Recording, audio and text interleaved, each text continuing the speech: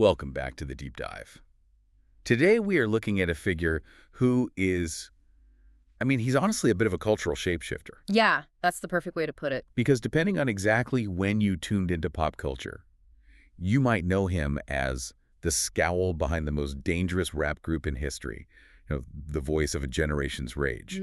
Or, and this is the crazy part, completely conversely, you might know him as the lovable, slightly irritated dad in a family road trip movie. It's two different people. It feels like it.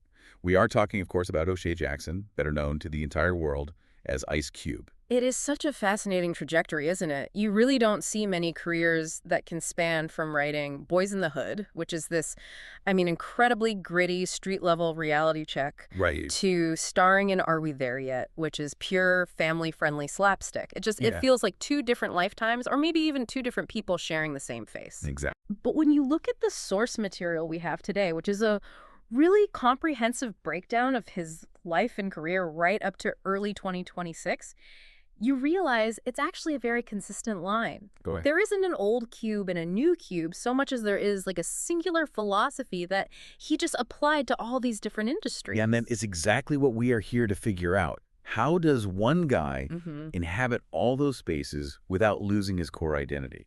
Because usually when an artist sells out or goes mainstream, they lose that original edge. They do. They lose the credibility. Totally. But Cube somehow kept the respect of the streets while selling popcorn movies in the suburbs. So our mission today is to unpack how a kid from South Central LA used a challenge in a typing class, of all things, I love that detail. to launch a global empire. We're going to look at the gangsta rap, the political commentary, the Hollywood blockbusters, and the sports leagues. And the controversies. Yeah. You absolutely cannot tell the story of Ice Cube without looking at the heat that has followed him. He has never been one to shy away from friction, whether it's with the police, with record labels, or, with the entire Jewish community at one point. He leans into it. Absolutely. We are going to get into all of it, the good, the bad, and the very, very complicated. But I think what I'm most excited about are the specific, surprising details. Like, I thought I knew the Ice Cube story, but I did not know about the architecture degree. Right. That feels like a detail from a different biography entirely. That is such a key piece of the puzzle. If I had to frame our discussion today, I would say the central theme isn't just talent, it's agency and authorship. Agency and authorship. Yeah. Whether it was music, movies, or business, Cube has always fought like tooth and nail to own his narrative and, maybe more importantly, to own his finances. He refuses to be a passenger in his own life. He wants to be the driver, the mechanic, and the guy who built the road. I love that framework. Thank you. That's perfect. So let's start at the very beginning, the blueprint, if you will. Let's do it.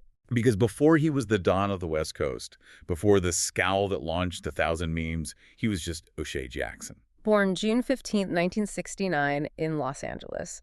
And his background it's very working class, very grounded. This isn't a story of industry connections or anything like that. Right. His mother, Doris, was a hospital clerk and a custodian. His father, Hosea, was a machinist and a groundskeeper at UCLA. So he sees hard work right from the jump. This is manual labor, service work. This is wake up early and get it done energy. 100%. He grew up on Van Wyck Street in the Westmont section of South Los Angeles. Now, this is crucial context because while the world associates him with Compton, largely because of the album title, Straight Outta Compton, his roots are actually in South Central. It's a slightly different geography, though. The economic realities and the pressure of the environment were very similar. Okay. But the thing that always cracks me up is the origin of the name Ice Cube. Oh, this is great.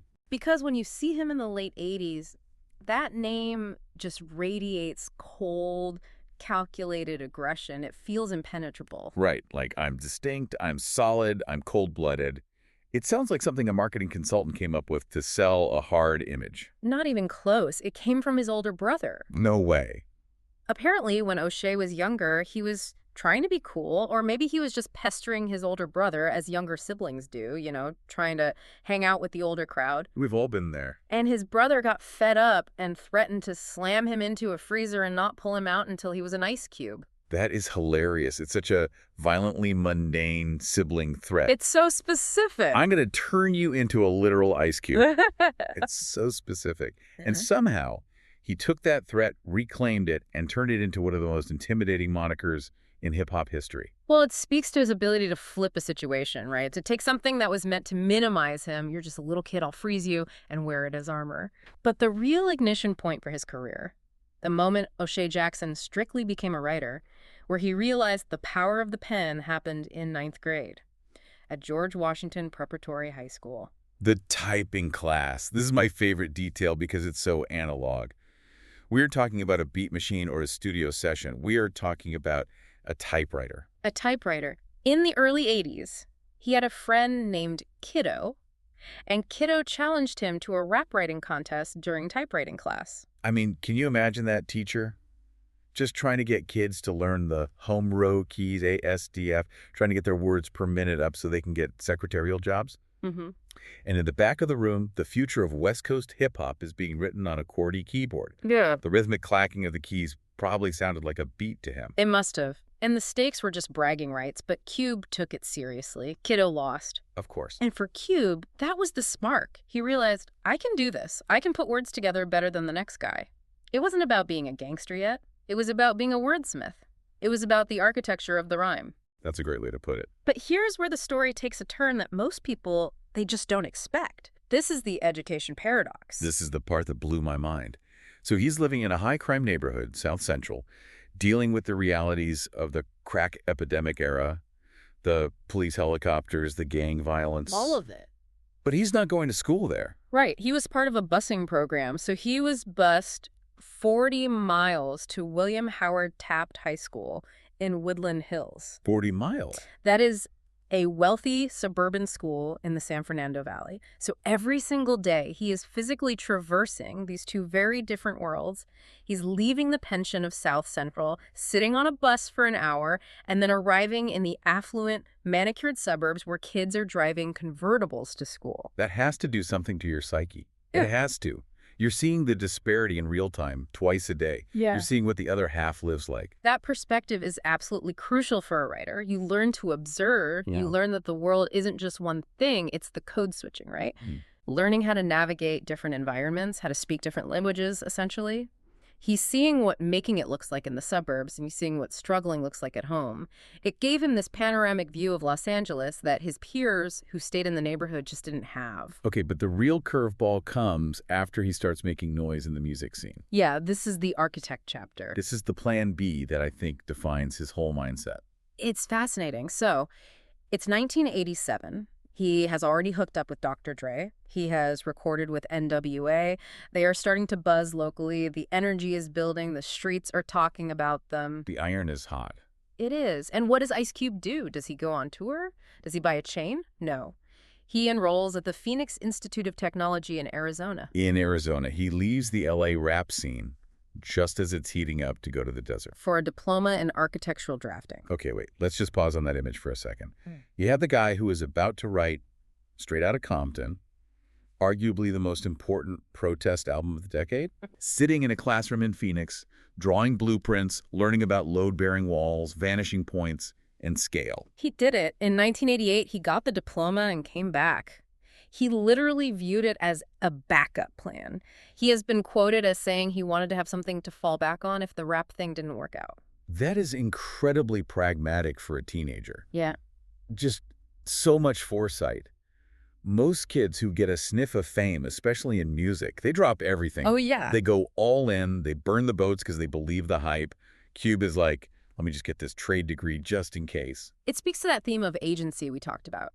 He didn't want to be dependent on the music industry's whims. If the record label failed, if the audience didn't show up, if the fad died out, he could go draw houses. He could still eat. He could still eat. And I think that draftsman mindset, the idea of building something from a plan, understanding structure, understanding how pieces fit together, you see that later in how he builds movie scripts and business ventures. That's a great point. He is an architect of his own career. He doesn't just feel his way through, he plans.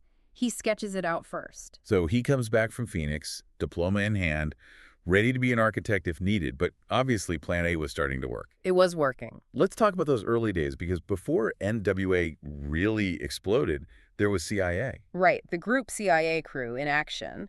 This was a trio he started with Sir Jinx. They were performing at parties hosted by Dr. Dre and the world-class Wrecking Crew. Okay. And this is where we see a side of Cube that gets overshadowed by the angry persona later on, his humor. Yes, the parody raps. Yeah. This feels so distant from The Police, but it's the same guy. It's the same brain. Yeah. He had comedic timing from the start. They were performing at the Eve After Dark nightclub. Run DMC had the huge hit My Adidas Red. Havoc, yeah. Iconic track about sneakers. So Cube gets on the mic and performs a parody called My Penis. It's classic teenage boy humor. It's juvenile, sure, Yeah. but it requires a certain level of confidence to get up and do that. You have to be willing to be the clown to get the crowd moving. Oh, yeah, and it was effective, but maybe a little embarrassing for the venue owners. Alonzo Williams, who was the leader of the Wrecking Crew, sort of the gatekeeper at the time, running the glitzy R&B electro scene, he actually recalled later that he felt his reputation was damaged by it. Oh, wow. He asked them not to repeat it, but it shows that Cube wasn't just a gangster rapper, he was an entertainer. He knew how to get a reaction, he knew how to work a crowd. That skill translates whether you are making a joke or making a political statement. So he's cutting his teeth, he's making people laugh, he's making people listen. Yeah. And then, at 16 years old, he sells his first song.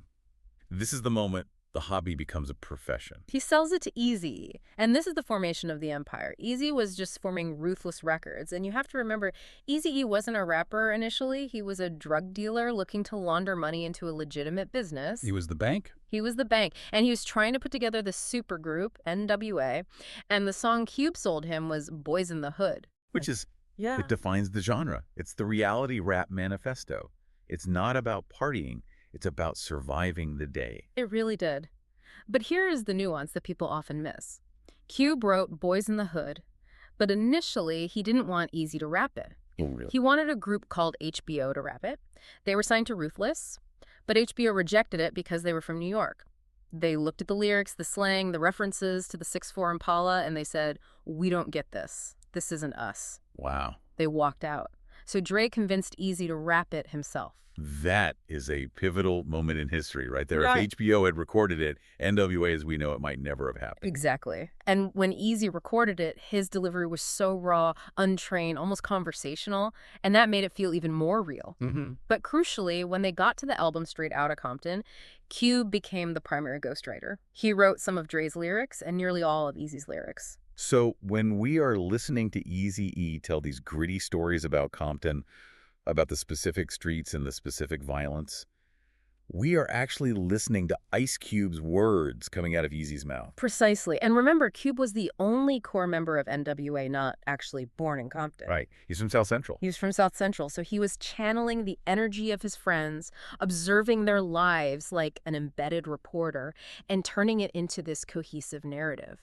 He was the storyteller. He was the pen behind the ruthless image.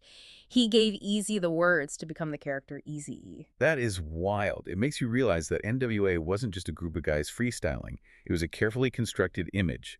And Q was the architect of the words. He was designing the building that Eazy was living in, essentially. And that contribution is what led to the explosion. Straight Outta Compton comes out in 1989. It changes the world. It scares the mainstream. It energizes the youth. It gets the attention of the FBI. It puts West Coast hip-hop on the map permanently. But by late 1989, the architect looks at the blueprints of the business deal, and he realizes the math doesn't add up. The split. This is legendary in music business history. Mhm. This is the moment where that agency theme really gets tested. It is the ultimate moment of asserting value. Cube looks at manager Jerry Heller. He looks at Eazy-E. He says, wait a minute. I wrote most of Eazy's debut album, Eazy Does It, which is platinum. I wrote the hits on Straight Outta Compton, which is platinum.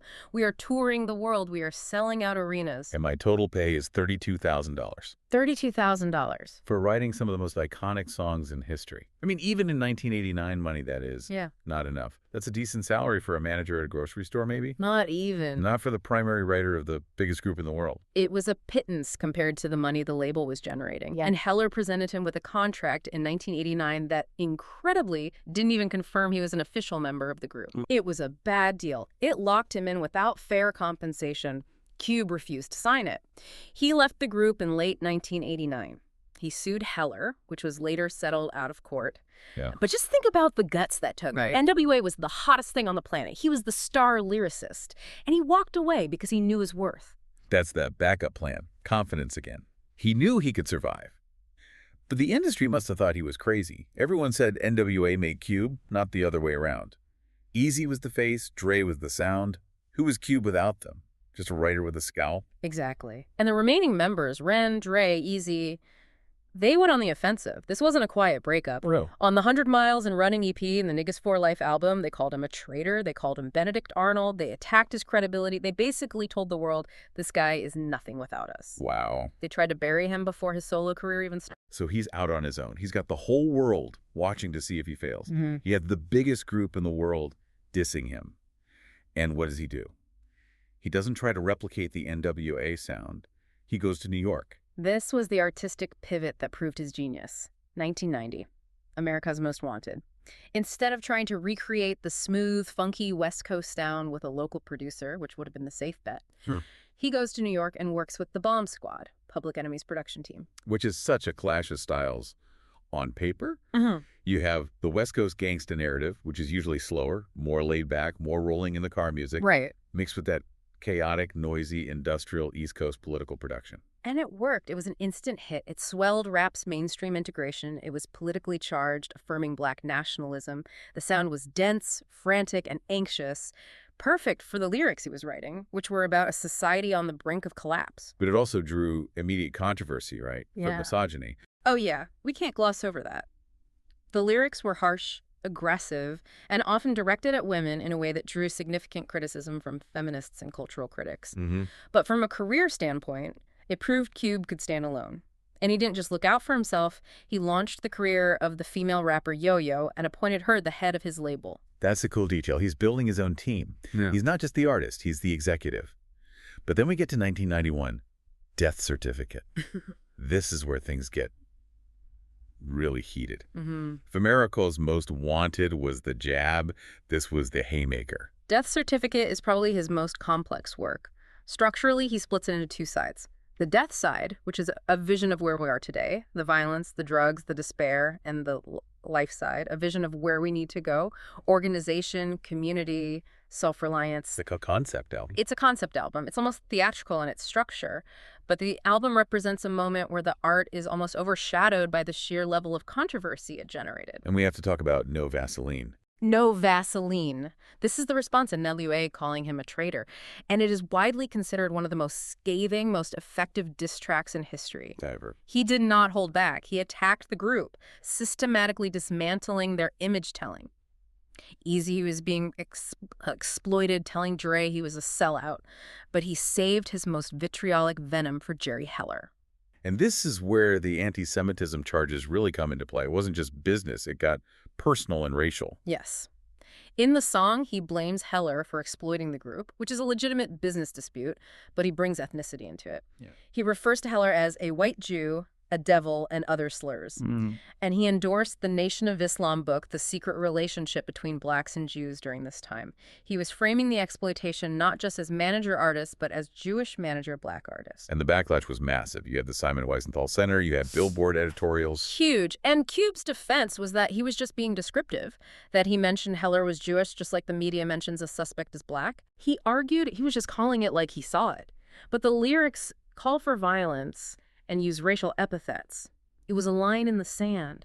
He was labeled anti-Semitic by many, a label that has shadowed him for decades. It wasn't just a rap beef, it became a societal issue. And yet on that same album, he has Black Korea, which also drew huge criticism for being racist against Asian store owners. It did. It threatened arson against Korean-owned grocery stores. The lyrics were incredibly aggressive.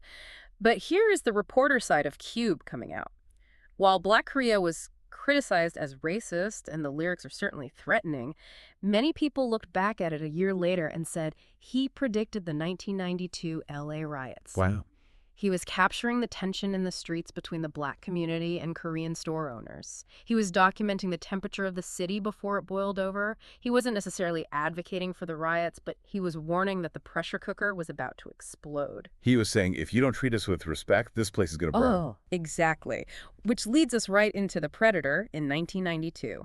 The riots happen, the city burns, and Cube is there with the soundtrack. He was ready. The Predator was recorded post-LA riots. The song Wicked references it directly.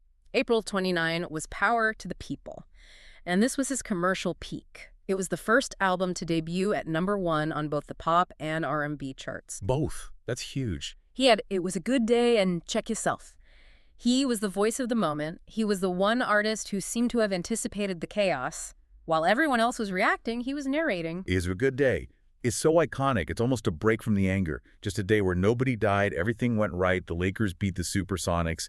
It's this weirdly wholesome moment in the middle of a very hard discography. It highlighted his storytelling ability perfectly. It showed he wasn't just one-dimensional rage. He had hopes, he had humor, he wanted peace, he wanted to enjoy a burger and a basketball game. It humanized the gangsta image. For sure. But then we hit 1993, Lethal Injection. It's a slide, or at least the plateau. Well, the shift. He moved toward G-Funk, trying to ride the wave that Dr. Dre had created with The Chronic. But critics felt it was a step down. It felt like he was following a trend rather than setting it. Right. And truthfully, after Lethal Injection, his dominance in rap started to wane. He never quite regained that voice of a generation status in music. The youth moved on to Snoop Dogg, Tupac, and Biggie. The sound changed, and Cube wasn't leading it anymore. But, and this is the genius of the draftsman, just as the music dominance starts to fade, he has already started building a new house. The Hollywood pivot. And I don't mean a guest spot on a sitcom. No, this isn't just a rapper doing a cameo. This is a full career reinvention. It started with Boyz in the Hood in 1991. He played Doughboy. A character named after a song he wrote. Exactly. He was playing a version of the stories he had been telling. But the pivotal moment came from the director, John Singleton.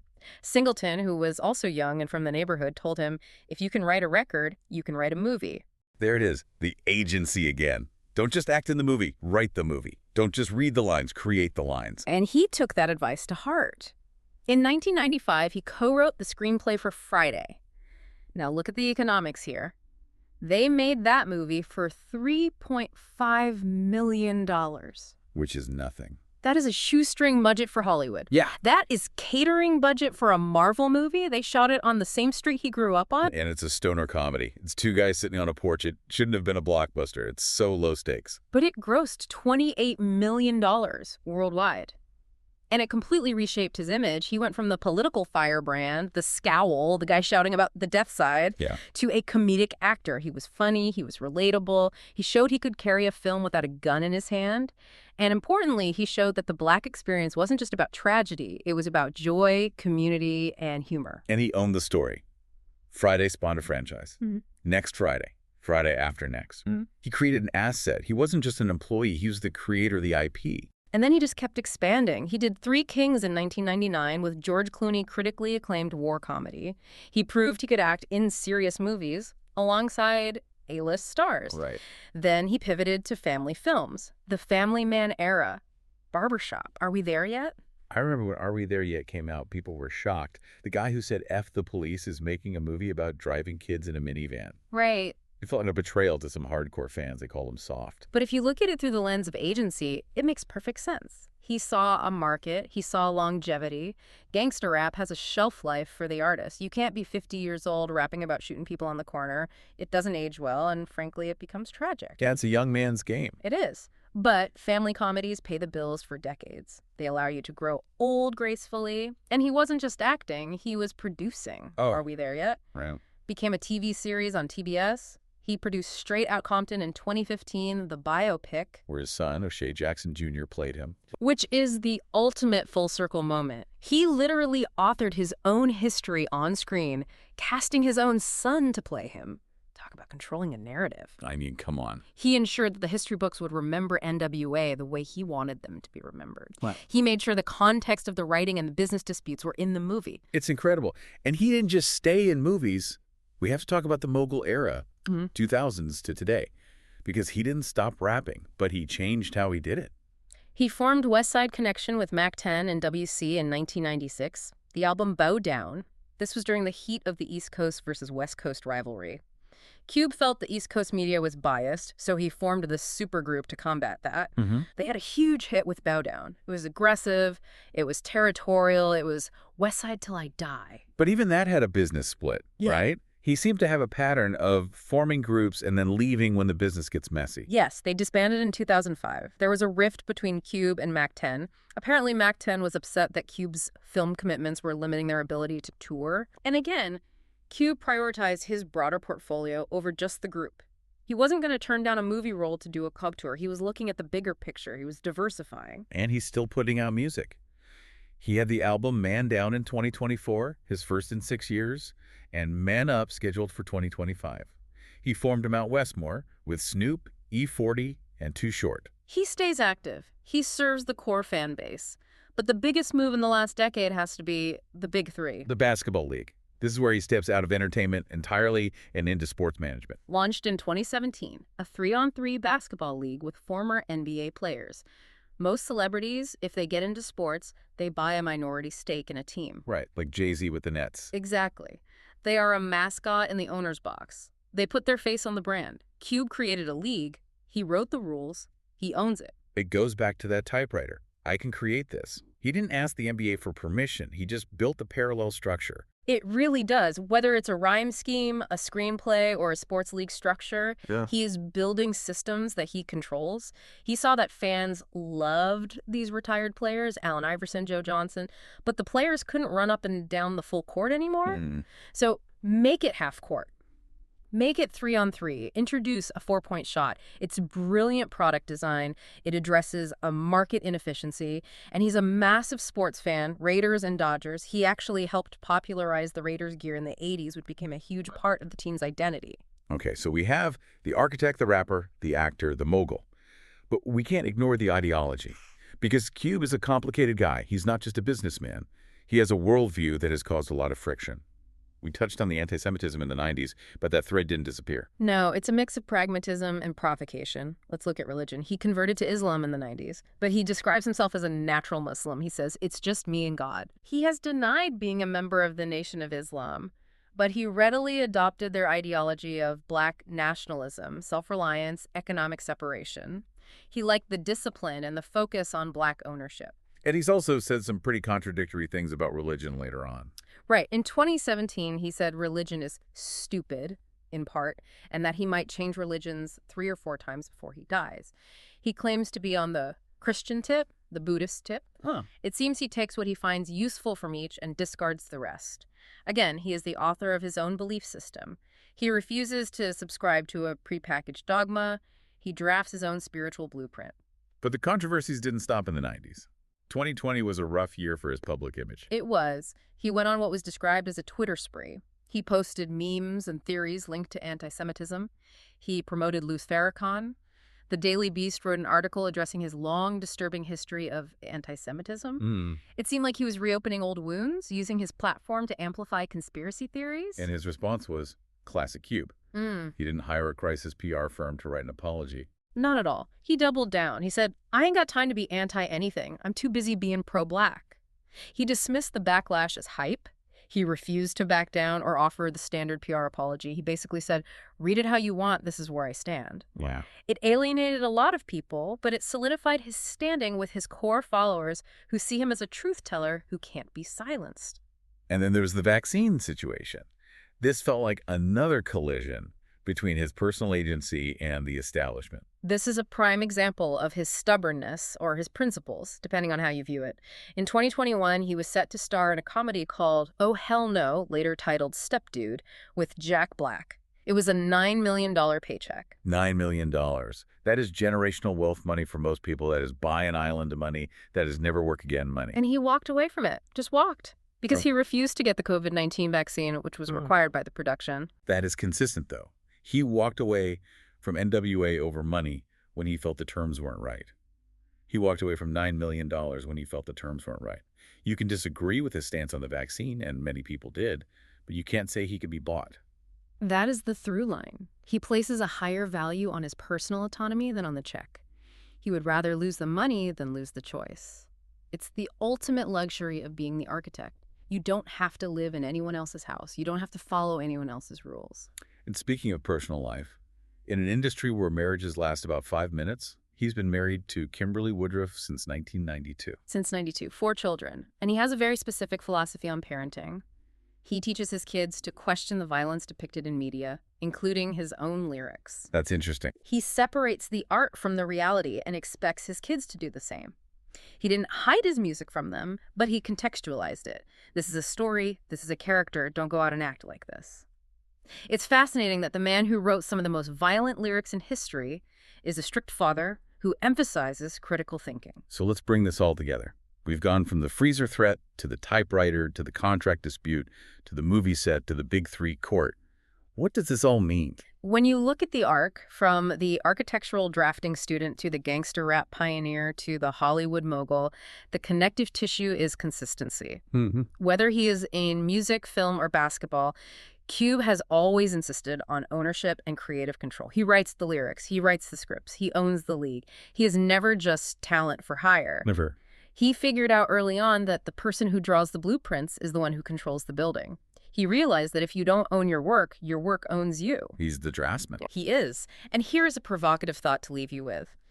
Cube's entire career is built on a plan B that became a plan A. Yeah. He got that degree in drafting just in case N.W.A. didn't work out. It asks the question, how much of Cube's success comes from his raw artistic talent, the voice, the charisma, and how much comes from that pragmatic, structural mindset? That's a good question. Did he succeed because he was the best rapper or because he was the best planner?